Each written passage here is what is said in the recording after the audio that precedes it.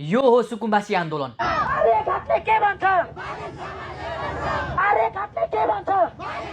अब यो नारा लगाउँदै गरेको मान्छेको कुरा सुन्नु होला। तपाईँ सुकुम्बासी हो कि होइन? सुकुम्बासी मात्र, वास्तविक होइन। तपाईँ सुकुम्बासी होइन, अनि तपाईँलाई चाहिँ जाने ठाउँ देखाएन भने, पुरानै ठाउँमा सुकुम्बासी होइन भने तपाईँलाई पुरानै बस्ने ठाउँ किन चाहियो? तपाईँको छातीमा प्लेकार्ड लिएर आउनु भएको छ। होल्डिङ सेन्टरको समुदाय, होल्डिङ सेन्टरका नागरिकहरूलाई तपाईँ चाहिँ हो कि होइन? तपाईँको समस्या चाहिँ हो कि होइन? होइन, म सुकुम्बासी होइन।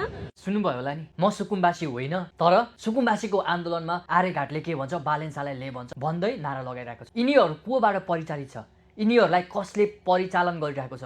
तपाईँहरूलाई थाहा छ होला नि, राम्रोसँग थाहा हुनुपर्छ हामीलाई यिनीहरू कोबाट परिचालित छ भनेर। यिनीहरू त्यही पुरानो पार्टीहरूबाट परिचालित छ, नभए हर्क साम्पाङबाट परिचालित पात्रहरू यिनीहरू। वास्तविक सुकुम्बासी जसको एक टुक्रा पनि जमिन छैन, तिनीहरू सरकारले व्यवस्थापन गर्छ भनेर ढुक्क छन्। सरकारले व्यवस्थापन पनि गर्छ र गर्नु पनि पर्छ सरकारले। त्यतिखेर जसको एक टुक्रा जमिन छैन त्यसलाई यदि सरकारले व्यवस्थापन गरेन भने हामी पनि आवाज उठाउँछौँ। तर यो सुकुम्बासी आन्दोलनको नाममा, सुकुम्बासीको नाममा यसरी राजनीति भइरहेको छ। हामी सबैजनाले यिनीहरूलाई राम्रोसँग चिन्नुपर्छ र यो भिडियो सबैले सेयर गर्नुहोस्। सुकुम्बासीको नाममा यसरी राजनीति हुन्छ।